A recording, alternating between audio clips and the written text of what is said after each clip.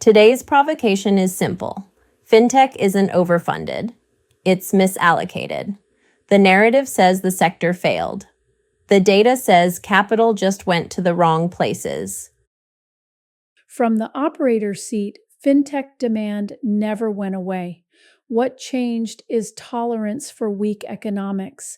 Buyers still need faster payments, better risk controls, and scalable compliance, but they're no longer willing to subsidize growth that doesn't compound.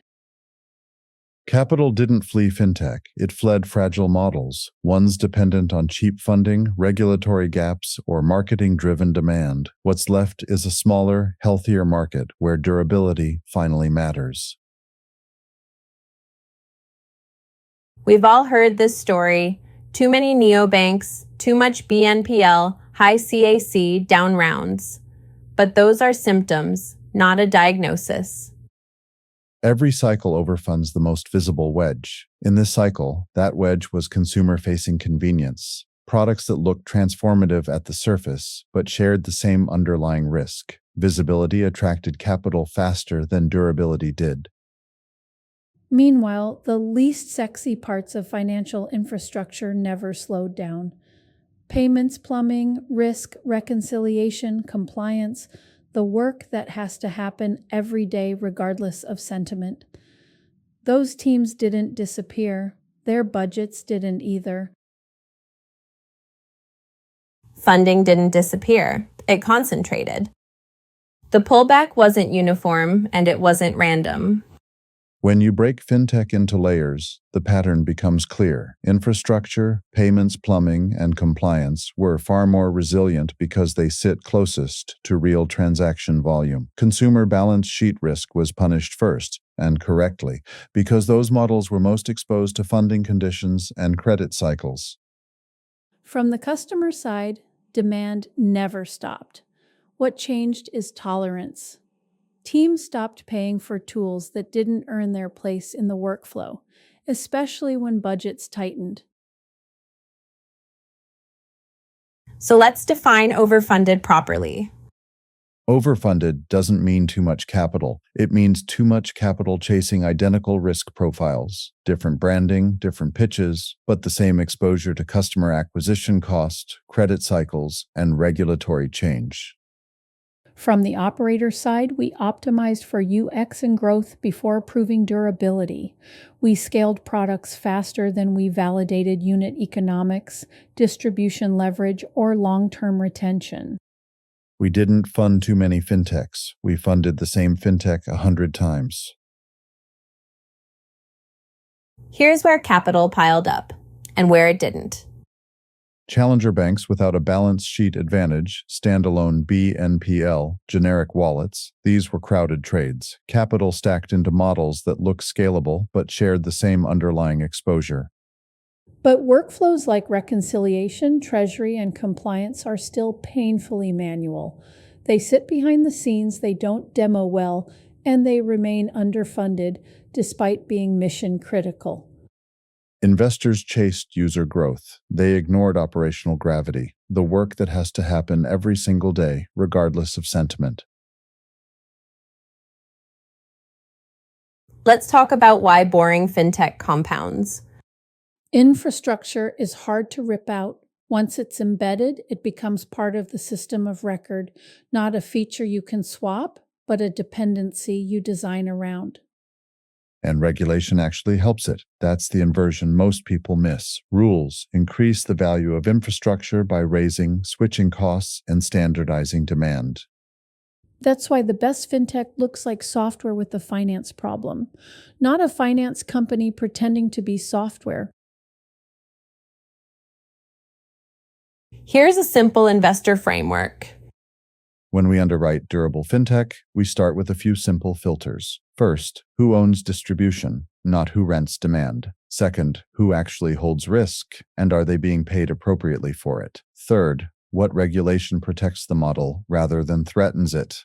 And fourth, what compounds at scale, data, volume, or operating leverage?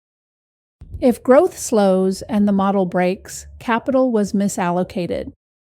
Durability only reveals itself when markets tighten. That's when real allocation decisions show up. Let's ground this operationally. Build where budgets already exist. Operations, finance, and compliance. Those teams already spend money. Replace spreadsheets before you try to replace banks because that's where friction actually lives. Distribution beats differentiation every time. If you don't control the workflow, the product advantage doesn't compound. That's the difference between adoption and durability. So what does the next cycle look like? The next fintech cycle looks different. Fewer unicorns, but better companies. Lower burn, higher margins, and quieter wins that compound over time. And the winners don't look like banks. They look like infrastructure, embedded, essential, and hard to replace. Fintech isn't over. The easy money was. Capital is becoming more honest. It's pricing risk more clearly, rewarding durability, and walking away from models that only worked in easy conditions. And the companies built for durability will benefit, not because they're flashy, but because they solve problems that don't disappear when markets tighten. So the question isn't whether fintech will recover. It's whether capital allocation will. And these share the opposite traits. Capital that's well allocated in fintech shows up in the same places: embedded finance and vertical software, B2B payments and AP/AR infrastructure, treasury, liquidity and risk tooling, market infrastructure and compliance, and RegTech automation. They all share the same signals: own distribution, usage-based revenue, and regulation-aligned demand. If funding stayed tight for 5 years, these still work. These patterns all share the same risk profile.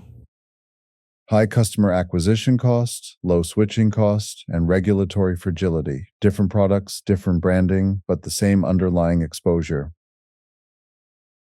So to bring it home, fintech isn't over. The easy money was. Capital didn't leave the sector, it just became more selective. And the companies built for durability are the ones that benefit. Thank you all for joining us today. We'd love to open it up for questions on capital allocation, fintech infrastructure, or where you're seeing durability emerge. We'll open it up for questions on capital allocation, fintech durability, and where you're seeing resilience in your own portfolios. Shamar, do you think fintech is still mispriced, positively or negatively? Mispricing happens where perception lags structure. Infrastructure and compliance are often undervalued because they look incremental, but they compound quietly. Conversely, anything still dependent on marketing-driven growth tends to be overpriced relative to durability. If a product is embedded in the workflow and it replaces manual risk, it's probably undervalued. If it depends on constant user acquisition, it's probably fragile. That really brings us back to valuation durability. So what risks are investors still underestimating in fintech? I'd say balance sheet exposure disguised as software. If revenue depends on capital markets staying loose, that's not SaaS. That's financial leverage. And don't forget regulatory acceleration. Compliance isn't slowing down. If it's not designed into the model, it becomes a liability. So hidden leverage and hidden regulatory drag, that's where fragility lives? How should investors think about regulation now? Is regulation a threat or an advantage? Both, depending on your positioning. If regulation increases your switching costs and demands, it's a moat. If it exposes your arbitrage, it's a headwind. The companies built assuming regulation would tighten are the ones that are getting a good night's sleep. So regulation doesn't create risk, it reveals it. Do consumer fintech models come back? Some will, but with better underwriting and clearer economics. The era of growth without discipline is over, I think. Agreed. And consumer demand isn't gone, but unit economics have to work without cheap capital. It's not about slowing down. It's about scaling responsibly. If you were allocating fresh capital today, where would it go? I'd start with owned distribution, usage-based revenue, regulation-aligned demand, and models that work even if funding stays tight. Anything replacing manual risk is enterprise workflow. Clear themes, durability, owned economics, and infrastructure. Let's close with a quick lightning round. Short answers, instinctive reactions. Yes or no, or one sentence. Is BNPL structurally broken? Repriced, not broken. It works when underwriting works. Is embedded finance still early? Yes, we're in the first real infrastructure phase. Most vertical software still hasn't monetized financial workflows properly. Is compliance becoming a growth market? Absolutely. Regulation compounds demand.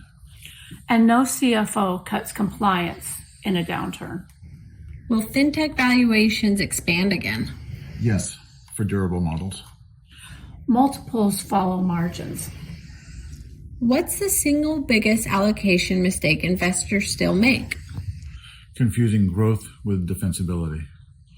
Understanding operational gravity, closing the lightning round. Clear answers, no hedging. That might be the most honest part of the discussion today. If there's one theme that keeps coming up, it's durability. Thank you all for joining us. We appreciate the time and the thoughtful questions. Markets reward honesty over time. And fintechs that solve unavoidable problems don't disappear. Thanks again for those thoughtful questions. We appreciate you spending your time today. Thanks, everyone. Thank you, everyone.